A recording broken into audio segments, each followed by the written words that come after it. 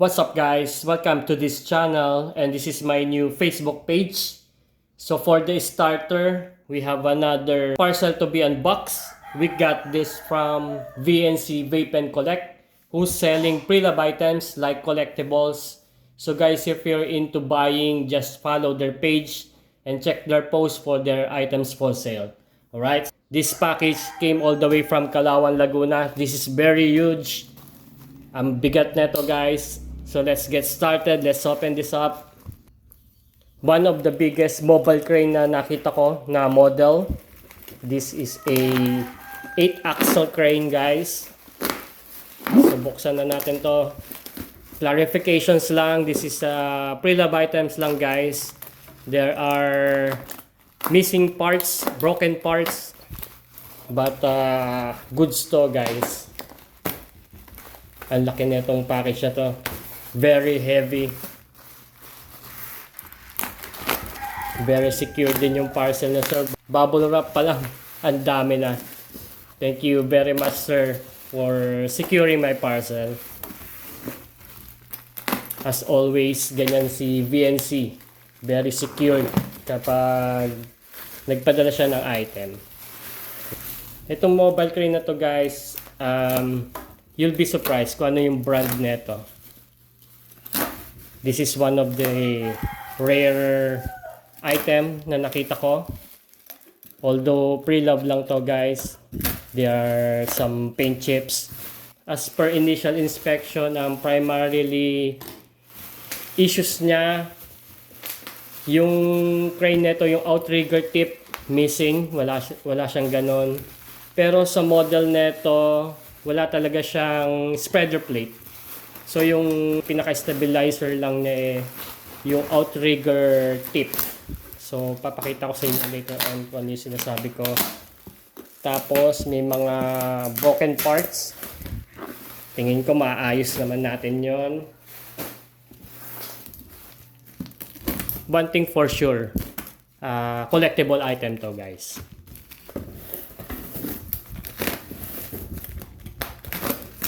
Very heavy to guys. Nasa 4 kilos ang package na to. But of course, gagawa tayo ng dim check niya. I-weight natin siya para makita kung gaano kabigat yung particular item na to. Well, kung nakasubaybay kayo dun sa una kong page, yung hce.hobby, meron akong miniature dun na mobile crane na gawa naman ng WSI. So magandang opportunity to para ma-compare natin yung difference ng build quality. Kasi this one, Conrad ang brand nito guys. Conrad model.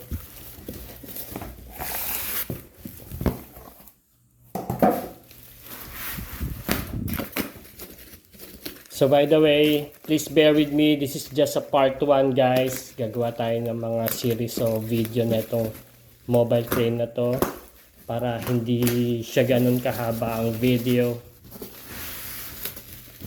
So for this day, pakita lang natin kung ano itong nakuha natin kay sir.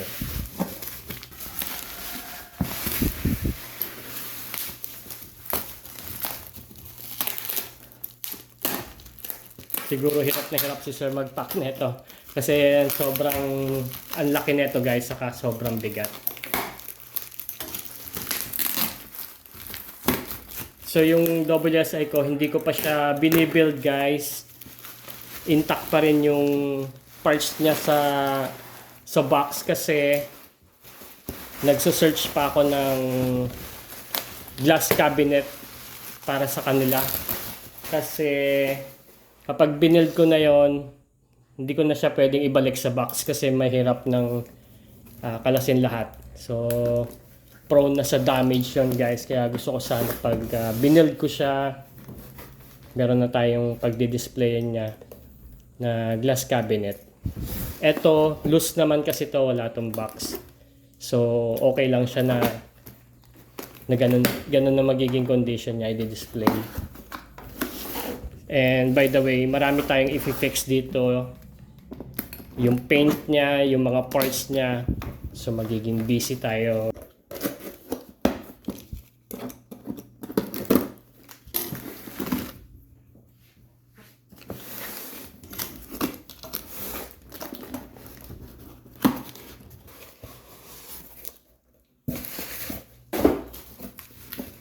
Finally, ito na yung item. More bubble wrap.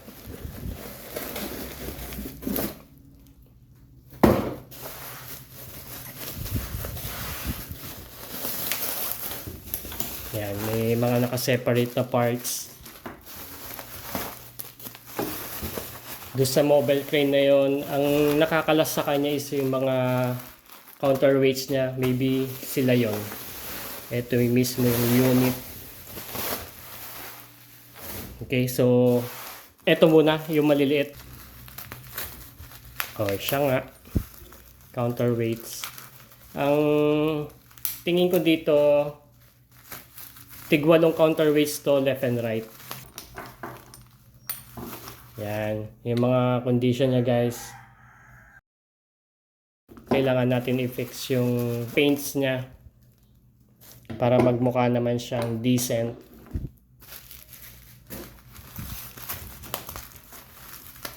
Ito yung isang set ng counterweights.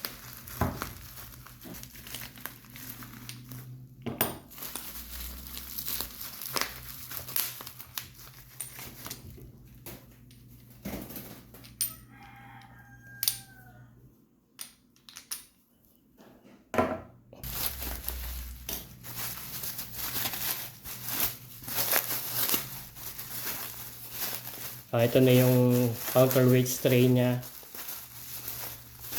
Yan. Yan. May idea na kayo kung anong brand ng model na to.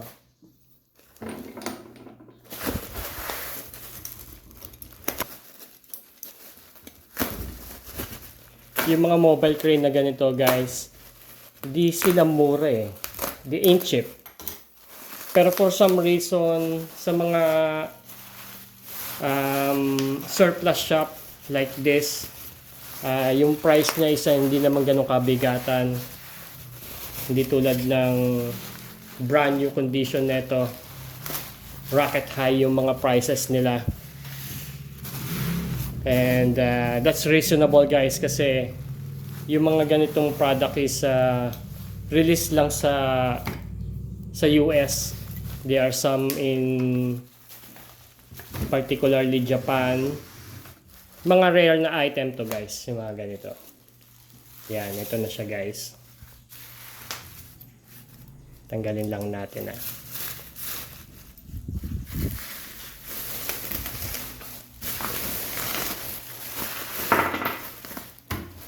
Yan. So ito siya guys. This is a Demag AC501 by Conrad model at 1:50 scale. Okay, so this is the second gen. There is Conrad releases a first gen, which is the AC500 SSL. So nag-release din sila ng Conrad AC500-1 Special Edition, which is yung Mammoth.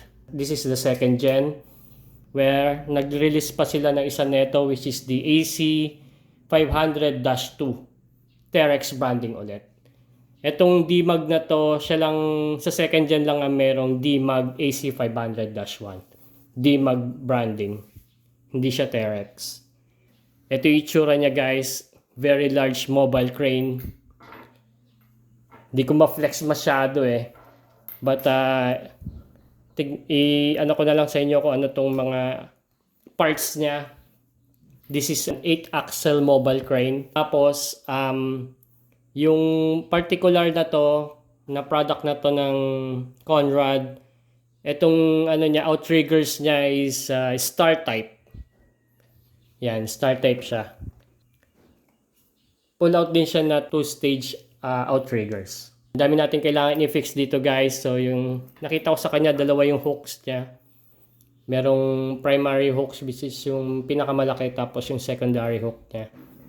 Yan, tapos siguro kailangan nating i-restring tong hoist niya. Meron ako nakitang broken parts dito, especially itong isa na to. Yung kabila is intact. Ang tawag pala nila dito is AC500-1 SSL kasi meron siya tinatawag na sideways superlift. So ito yung particular na yan. Yan, iangat yan. Yan. So, i-inspectionin muna natin kung ano yung mga kailangan i-fix dito guys. Gagawa natin to ng series of videos para sa kanyang improvements kung anong mga ginawa natin guys. So yung paints niya, siguro mga 7 out of 10 yung paints niya. Kailangan natin na i-patch yung mga paint chips niya para lang maging decent siya. Of course, lilinisin natin siya. Ito yung sinasabi ko sa yung missing sa kanya rin, yung outrigger tip. Itong nasa dulo.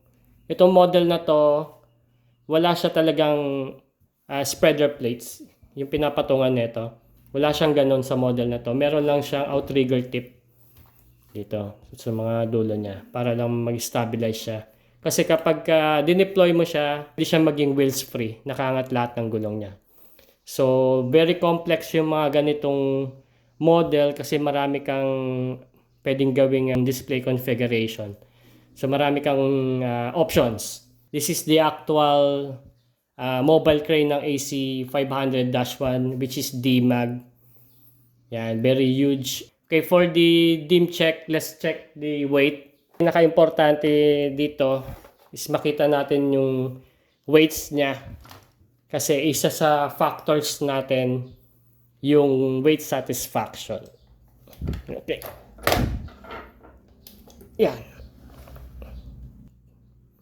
2.765. Sobrang bigat niya guys. Hindi siya pwedeng hawakan ng isang kamay. Okay, so for the size comparison, quick size comparison, andito yung mobile crane ko na WSI, which is a 6-axle mobile crane.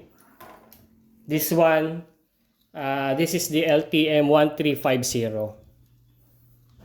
Yan.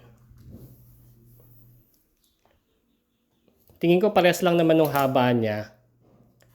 Bukod sa mas marami kasing gulong yung isa. So ito, meron din tong tinatawag na Y-guides. Ganun din, parang SSL. Super lift. Meron din siya dito. Hindi ko lang siya kinakabit kasi naghahanap pa ako ng glass cabinet para may display sila lahat. Tapos, ito palang DMAG. Yung mga gulong niya, may mga parts dito na link steering. Yung magkakasabay lumiko. Yan. So dito ganun din siya. Itong particular na gitna, hindi ko pa na-check kung link steering ba silang dalawa o individual sila. Yan. So yung mga parts niya, like yung ito kasi naka-transport mode. Pagka gagamitin mo na siya, itong ballast niya, dito siya nilalagay. So isang nakita ko dyan, wala na yung pin niya. Gagawa na lang natin ng modification para may kabit natin. As this moment, hindi ko siya may kakabit doon kasi missing nga yung pin niya. If you like more of this Diecast product review, just follow my page. I have a TikTok, Facebook, and YouTube account. So please stay tuned. I'll see you for the follow-up video and goodbye. In the dark where shadows lie,